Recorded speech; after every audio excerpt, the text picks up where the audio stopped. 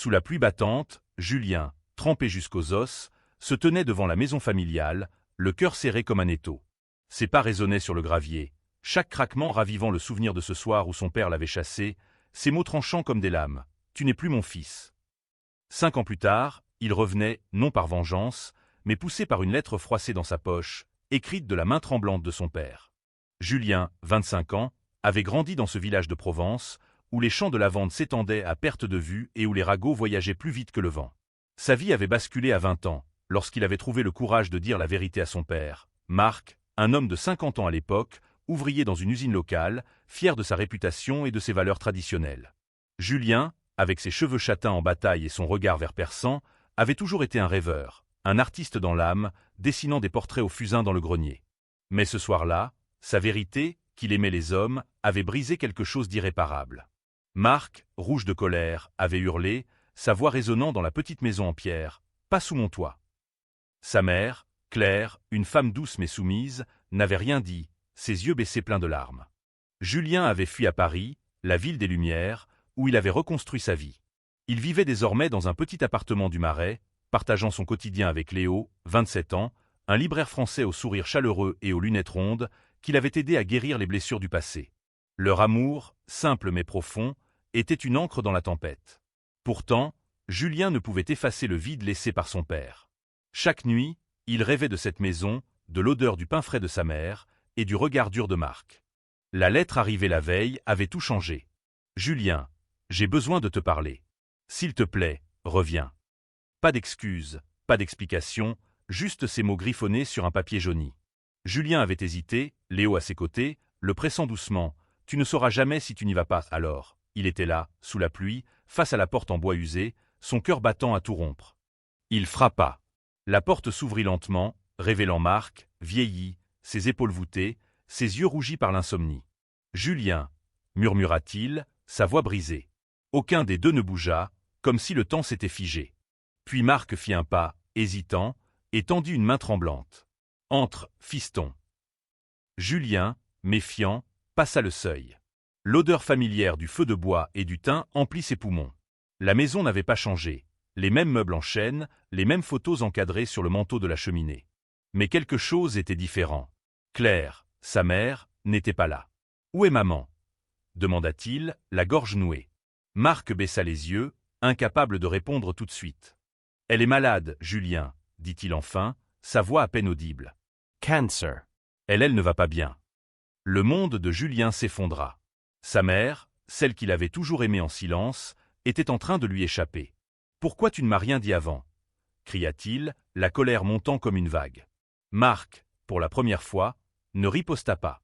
Il s'assit lourdement sur une chaise, les mains jointes, comme un homme brisé. « Parce que je ne savais pas comment te le dire après tout ce que j'ai fait. » Julien sentit une douleur ancienne remonter, mêlée de rage et de chagrin. Il voulait hurler, frapper, mais il se retint. « Tu m'as jeté dehors, papa. Tu m'as dit que je n'étais rien pour toi. Et maintenant, tu m'appelles parce que tu as besoin de moi ?» Marc releva les yeux, et pour la première fois, Julien y vit des larmes. « Je me suis trompé, » murmura-t-il. « Je me suis trompé surtout. » Ce moment suspendu marqua le début d'un voyage qu'aucun des deux n'avait anticipé. Julien resta, non pas pour Marc, mais pour sa mère. Les jours suivants, il passa des heures à son chevet, dans une chambre d'hôpital stérile à Aix-en-Provence. Claire, affaiblie mais toujours lumineuse, lui serra la main, murmurant « Tu es revenu, mon garçon ». Chaque mot était un baume, mais aussi une blessure, car Julien savait que le temps leur était compté. Pendant ce temps, Marc observait de loin, silencieux. Il voyait son fils, cet homme qu'il avait rejeté, s'occuper de Claire avec une tendresse infinie. Il voyait aussi Léo, qui avait rejoint Julien, apportant des livres et des rires pour égayer les longues journées à l'hôpital. Marc, confronté à ses propres erreurs, luttait intérieurement. Comment avait-il pu rejeter son propre fils pour quelque chose d'aussi fondamental que l'amour? Un soir, alors que la pluie cessait enfin, Julien trouva Marc dans le jardin, fixant les étoiles. « Pourquoi, papa ?» demanda-t-il, brisant le silence. « Pourquoi m'as-tu haï ?» Marc, les mains dans les poches, soupira profondément. « Ce n'était pas de la haine, Julien. C'était de la peur. Peur de ce que je ne comprenais pas, peur de ce que les gens diraient. J'ai grandi dans un monde où on m'a appris que c'était mal. » Julien sentit son cœur se serrer. Il voulait pardonner, mais la douleur était encore vive. « Et maintenant » demanda-t-il. Marc le regarda, ses yeux brillants sous la lumière de la lune. « Maintenant, je veux apprendre. Je veux comprendre. Pour toi. Pour ta mère. » Ce fut le premier pas, fragile, hésitant, vers une réconciliation. Mais le chemin serait long, semé d'embûches, de vérités douloureuses et de moments de grâce inattendus. Julien, Léo et Marc allaient devoir naviguer ensemble dans cette tempête, avec Claire comme boussole et l'espoir ténu d'une famille réunie. Les jours suivants furent un mélange d'espoir et de tension. Julien passait ses journées à l'hôpital, tenant la main de sa mère, lisant pour elle des poèmes de Verlaine qu'elle aimait tant.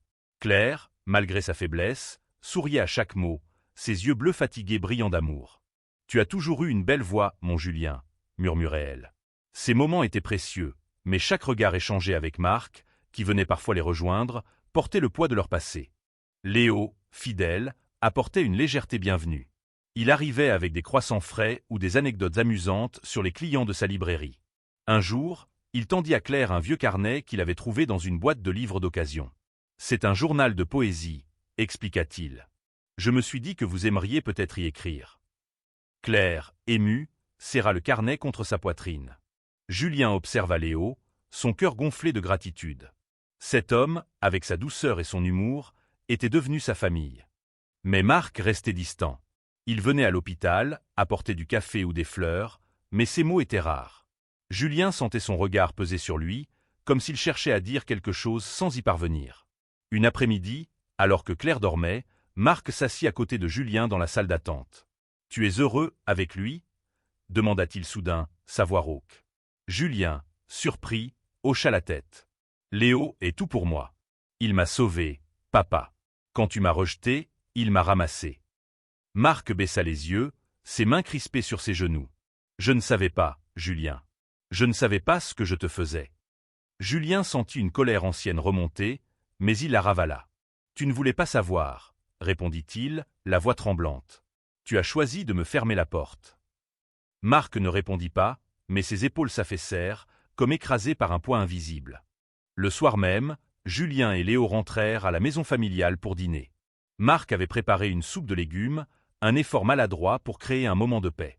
La table était silencieuse, le cliquetis des cuillères résonnant dans la pièce.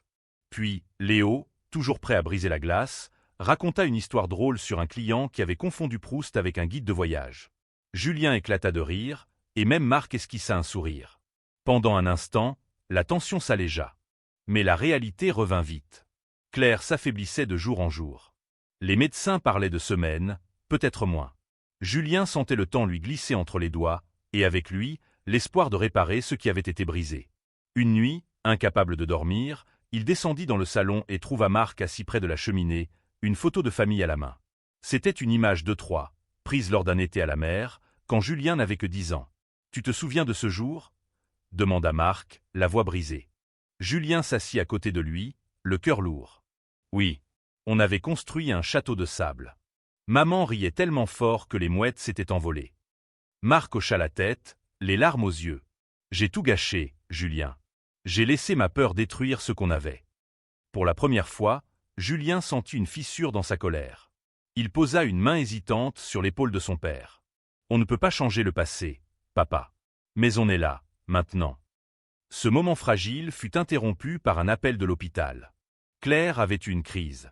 Julien et Marc se précipitèrent, le cœur battant, tandis que Léo suivait, son calme habituel ébranlé. À leur arrivée, Claire était stabilisée, mais plus faible que jamais. Elle tendit une main tremblante vers Julien. « Promets-moi, » murmura-t-elle, « promets-moi de ne pas laisser la colère te voler ton cœur. » Julien, les larmes aux yeux, hocha la tête. Mais en regardant Marc, il se demanda s'il pourrait tenir cette promesse. Les semaines suivantes furent un tourbillon d'émotions. Julien partageait son temps entre l'hôpital et la maison, essayant de graver chaque instant avec sa mère dans sa mémoire. Claire, malgré sa douleur, insistait pour parler de l'avenir. « Tu vas continuer à dessiner, n'est-ce pas » demandait-elle, sa voix faible mais déterminée. Julien acquiesçait, lui montrant ses croquis récents, des portraits de Léo ou des paysages parisiens. Ces moments étaient une lumière dans l'obscurité, mais ils ne pouvaient masquer la vérité. Claire s'éteignait. Marc, de son côté, faisait des efforts. Il commença à poser des questions à Julien sur sa vie à Paris, sur son travail d'illustrateur freelance, sur Léo. Les conversations étaient maladroites, pleines de silence, mais elles existaient. Un jour, Marc trouva un vieux carnet de dessins de Julien, caché dans le grenier. Il le feuilleta, ému par les portraits de Claire, de lui, de leur vie d'avant. « Tu as un don », dit-il à Julien, tenant le carnet comme un trésor. Julien, pris de court, murmura un merci à peine audible. Léo, toujours présent, jouait le rôle de pont entre père et fils. Il racontait des histoires, posait des questions à Marc sur son passé, sur son travail à l'usine. Marc, d'abord réticent, se surprit à parler, à partager des souvenirs d'enfance, des moments où il emmenait Julien pêcher au bord de la rivière. Ces échanges, bien que timides, plantaient des graines d'espoir. Mais la douleur restait là, tapie. Une nuit, Julien trouva une vieille lettre dans les affaires de sa mère, écrite par Marc des années plus tôt, avant leur dispute. « Mon Julien, tu es ma fierté », disait-elle. Ces mots, si simples, brisèrent quelque chose en lui. Il confronta Marc le lendemain, la lettre à la main. « Pourquoi, papa? Pourquoi as-tu tout détruit si tu m'aimais » Marc, le visage défait, répondit « Parce que j'étais faible. Parce que j'avais peur de perdre le respect des autres. Mais j'ai perdu bien plus, je t'ai perdu, toi. » Julien, bouleversé, quitta la maison pour marcher sous les étoiles. Léo le rejoignit, l'enlaçant en silence. « Il essaie, Julien, » murmura-t-il. « Mais c'est à toi de décider si tu peux lui pardonner. » Julien ne répondit pas, mais il serra Léo plus fort, cherchant dans son amour la force de continuer. À l'hôpital, Claire leur demanda un jour de s'asseoir tous les trois. « Je veux vous voir unis, » dit-elle, sa voix à peine audible. « Marc, tu as fait des erreurs. Julien, tu portes trop de colère. Mais l'amour est plus fort que tout ça. » Elle tendit une main à chacun, et pour la première fois depuis des années, Julien et Marc se regardèrent sans hostilité. Ce moment, fragile mais puissant, fut un tournant. Pourtant, le destin ne leur laissa pas de répit. Une nuit, Claire s'éteignit doucement, entourée de Julien, Marc et Léo. Ses derniers mots furent pour Julien. « Sois heureux, mon garçon. » Le chagrin les engloutit, mais il les rapprocha aussi. Dans la douleur, Julien et Marc trouvèrent un terrain commun, un amour partagé pour la femme qui les avait toujours unis. L'enterrement de Claire fut un moment de silence et de recueillement. Le petit cimetière du village, entouré de cyprès, était baigné par une lumière d'automne douce et triste. Julien, vêtu d'un costume noir, tenait la main de Léo, cherchant du réconfort dans sa présence. Marc, à quelques pas, semblait perdu, son visage marqué par un chagrin qu'il ne savait pas exprimer. Les villageois, venus rendre hommage, murmuraient des condoléances, mais Julien sentait leur regard peser sur lui, sur Léo, sur leur amour. Après la cérémonie, Julien et Marc se retrouvèrent seuls dans la maison. Le silence était lourd, chargé de souvenirs et de non-dits. Julien, épuisé par le chagrin, s'assit à la table de la cuisine, où Claire avait autrefois préparé des tartes aux pommes. « Elle me manque », murmura-t-il. Marc, debout près de l'évier, hocha la tête. « À moi aussi. Elle était tout pour nous. » Ce soir-là, Marc fit quelque chose d'inattendu. Il sortit une bouteille de vin rouge, un vieux cru qu'il gardait pour les occasions spéciales, et remplit 2 verres. « À Claire, » dit-il, levant son verre. Julien, hésitant, leva le sien. « À maman. » Ils burent en silence, et pour la première fois, Julien sentit une connexion, fragile mais réelle, avec son père. Les jours suivants, Julien et Léo décidèrent de rester un peu plus longtemps pour trier les affaires de Claire. Chaque objet, un foulard, un livre à noter, une vieille photo, ravivait des souvenirs.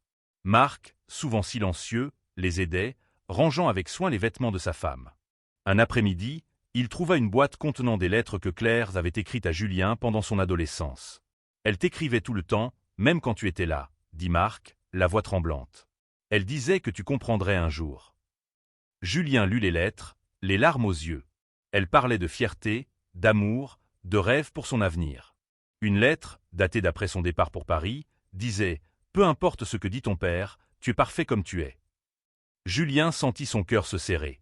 Il tendit la lettre à Marc, qui la lut en silence. Quand il releva les yeux, ils étaient pleins de larmes. « Je ne méritais pas une femme comme elle, » murmura-t-il.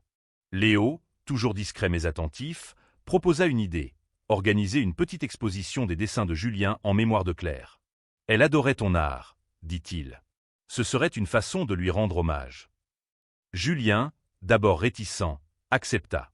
Avec l'aide de Léo et, à sa surprise, de Marc, il transforma la salle communale du village en une galerie éphémère. Les portraits de Claire, dessinés par Julien, étaient au centre, entourés de paysages de Provence et de croquis de Léo. Le jour de l'exposition, le village entier vint. Les habitants, d'abord curieux, furent touchés par la beauté et l'émotion des dessins. Marc, vêtu d'une chemise soigneusement repassée, se tenait à l'entrée, accueillant les visiteurs avec une fierté inattendue. Quand une vieille voisine, connue pour ses jugements, murmura quelque chose sur Julien et Léo, Marc la coupa net, « Mon fils est un artiste. Et Léo et sa famille. Ça me suffit. » Julien, entendant ces mots, sentit une chaleur envahir son cœur. Pour la première fois, il vit son père non pas comme l'homme qu'il avait rejeté, mais comme un homme qui essayait, maladroitement, de réparer ses erreurs. Ce soir-là, alors que les étoiles brillaient au-dessus du village, Julien et Marc s'assirent sur le banc du jardin, partageant un moment de silence paisible. « Je ne sais pas si je pourrai tout pardonner, » dit Julien. « Mais je veux essayer. » Marc hocha la tête, un sourire triste sur les lèvres. « C'est tout ce que je demande, fiston. » L'exposition marqua un tournant. Les villageois, autrefois prompts à juger, commencèrent à voir Julien différemment. Certains s'arrêtaient pour lui parler, complimentant son talent, posant des questions sur sa vie à Paris. Léo, avec son charme naturel, facilitait ses échanges, racontant des anecdotes légères qui faisaient sourire même les plus réticents. Marc, de son côté, observait avec une fierté silencieuse. Il ne parlait pas beaucoup, mais ses gestes, un regard approbateur, une main posée sur l'épaule de Julien, en disaient long. Pourtant, tout n'était pas résolu. Julien luttait encore avec ses souvenirs, avec la douleur du rejet.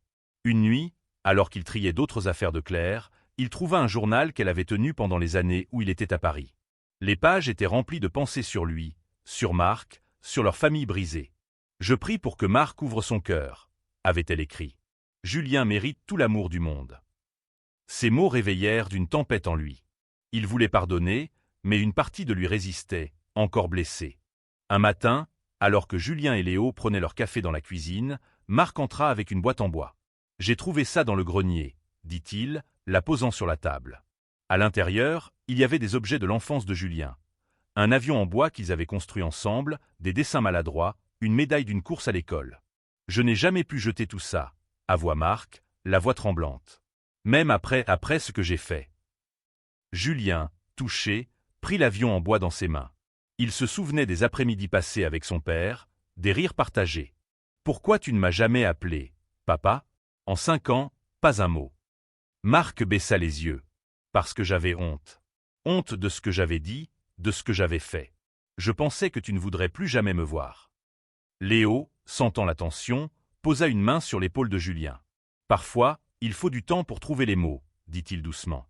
Julien hocha la tête, mais son cœur était lourd. Il voulait avancer, mais le passé le retenait encore. Un événement inattendu changea la donne. Une tempête frappa le village, endommageant plusieurs maisons, dont celle de la vieille Madame Dubois, une voisine connue pour ses idées conservatrices. Julien et Léo se portèrent volontaires pour aider à réparer les dégâts, et à leur surprise, Marc les rejoignit. Ensemble, ils travaillèrent sous la pluie, consolidant le toit, évacuant l'eau. Madame Dubois, émue par leur aide, invita Julien et Léo à prendre un thé. « Vous êtes de braves garçons, » dit-elle, ses yeux s'adoucissant. « J'ai peut-être jugé trop vite. » Ce moment, simple mais puissant, toucha Marc profondément. En rentrant, il prit Julien à part. « Je vois comment tu es, avec Léo, avec les gens. Tu es un homme bien, Julien. Meilleur que moi. » Ces mots, sincères et bruts, firent vaciller Julien. Pour la première fois, il sentit que son père le voyait vraiment, non pas comme une source de honte, mais comme un fils dont il était fier. Ce soir-là, Julien et Léo décidèrent de prolonger leur séjour. Ils voulaient donner à Marc une chance, mais aussi à eux-mêmes. La maison, autrefois un lieu de douleur, commençait à redevenir un foyer. Les semaines suivantes furent marquées par une routine fragile mais réconfortante. Julien et Léo s'installèrent temporairement dans la maison familiale, transformant la chambre d'amis en un espace chaleureux. Léo apportait des livres, Julien des toiles, et ensemble, ils donnaient une nouvelle vie à la maison. Marc, d'abord maladroit, commença à participer. Il proposa un matin de préparer un petit déjeuner, brûlant les toasts mais faisant rire tout le monde.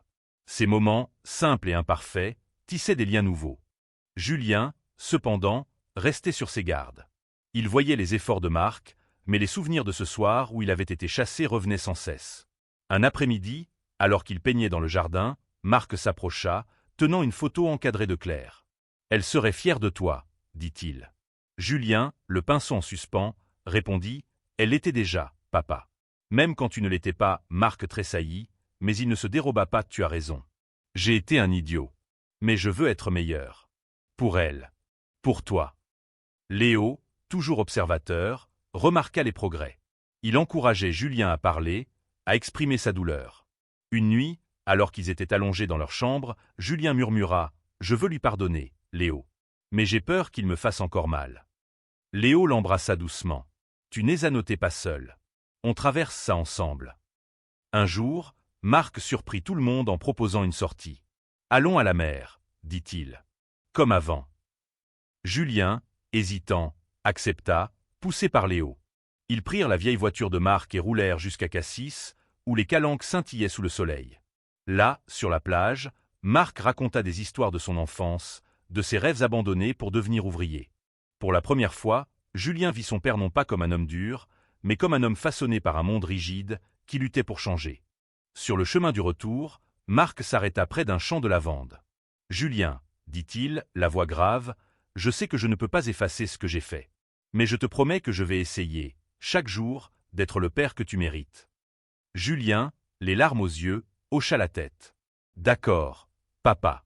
Essayons. » Ce moment marqua un pas décisif.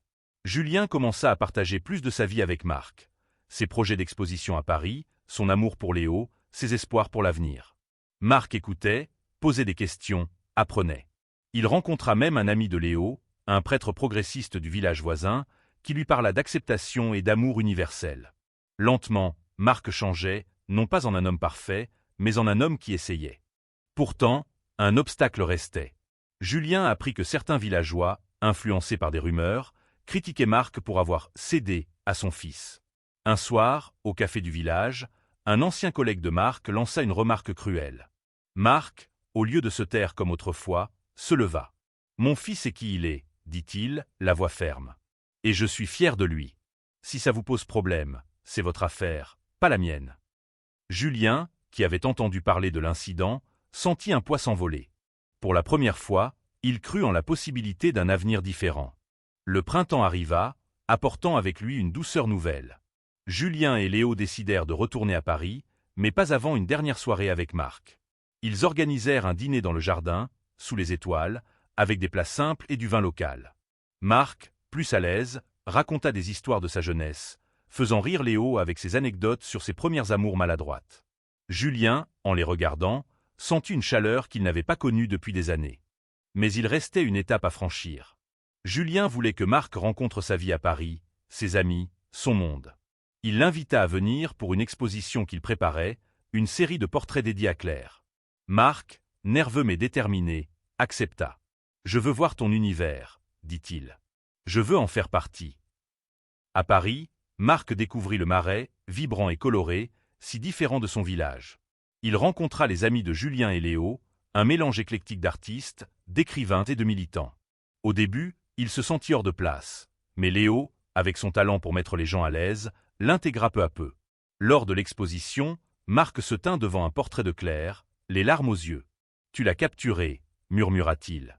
Julien, à ses côtés, répondit « Elle est toujours avec nous. » Un soir, alors qu'il dînait dans un petit bistrot, Marc prit la parole. « Julien, Léo, je veux vous dire quelque chose. » Il marqua une pause, cherchant ses mots. « J'ai passé ma vie à avoir peur de ce que je ne comprenais pas. J'ai fait des erreurs terribles. Mais vous m'avez montré ce qu'est l'amour, le vrai. Je ne suis pas parfait, mais je veux être là pour vous. » Julien, bouleversé, tendit la main à son père. « On a tous des erreurs à se faire pardonner, papa. Moi aussi, j'ai gardé ma colère trop longtemps. » Léo, souriant, leva son verre. « À la famille, dit-il. » Ils trinquèrent, et pour la première fois, Julien sentit que ce mot « famille » englobait à nouveau son père. De retour au village, Marc commença à s'impliquer dans une association locale pour les droits des personnes LGBT. Il parlait de Julien avec fierté, partageant son histoire avec d'autres parents en quête de compréhension. Julien, de son côté, trouva l'inspiration pour une nouvelle série de dessins, explorant les thèmes du pardon et de la réconciliation. Léo, toujours son rock, l'encourageait, rêvant d'ouvrir une librairie-galerie où ils pourraient exposer ensemble.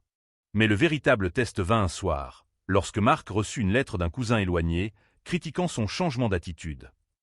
Marc, au lieu de se taire, répondit avec une lettre simple mais puissante, « Mon fils est ma fierté. Si tu ne peux pas l'accepter, c'est toi qui te trompes. » Julien, en lisant cette lettre, sentit les dernières chaînes du passé se briser. 1 an plus tard, Julien et Léo se tenaient dans le jardin de la maison familiale, désormais un lieu de souvenirs doux amers. Ils avaient décidé de se marier, une cérémonie simple prévue à Paris, avec leurs amis et, à leur grande joie, Marc.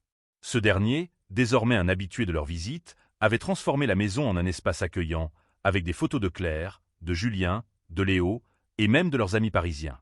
Le jour du mariage, Marc arriva à Paris, vêtu d'un costume bleu qu'il avait acheté pour l'occasion. Il était nerveux, mais son sourire était sincère. Pendant la cérémonie, il se tint au premier rang, les yeux brillants. Quand vint le moment des discours, il se leva, hésitant, et parla, « Julien, Léo, je n'ai pas toujours été le père que vous méritiez.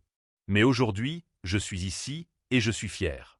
Fier de vous, de votre amour, de tout ce que vous êtes. » Puis, dans un geste qui surprit tout le monde, Marc s'agenouilla devant Julien, les larmes coulant sur ses joues. « Pardonne-moi, fiston, pour tout. » Julien, bouleversé, le releva et l'enlaça. « Je t'ai pardonné, papa. On est une famille, maintenant. » La foule applaudit, émue, et Léo, riant à travers ses larmes, serra Marc dans ses bras. Le mariage fut une célébration d'amour, de pardon et de nouveau départ. Julien et Léo dansèrent sous les lumières du Marais, entourés de ceux qu'ils aimaient. Marc, pour la première fois, dansa avec eux, maladroit mais heureux. De retour au village, Marc continua son engagement auprès de l'association, devenant un allié inattendu pour les jeunes du village en quête d'acceptation. Julien et Léo, désormais mariés, ouvrirent leur librairie-galerie à Paris, un espace où l'art et l'amour se mêlaient. Chaque été, ils revenaient à la maison familiale, où Marc les accueillait avec un sourire et une table pleine de plats provençaux. Leur histoire, marquée par la douleur, le rejet, mais aussi la rédemption, devint une lumière pour d'autres. Julien, en peignant un dernier portrait de sa famille, Claire, Marc, Léo et lui, sentit que, malgré tout, l'amour avait triomphé. Comme Claire l'avait dit, l'amour était plus fort que tout. Et dans ce jardin, sous les étoiles de Provence, ils étaient enfin ensemble, imparfaits mais unis.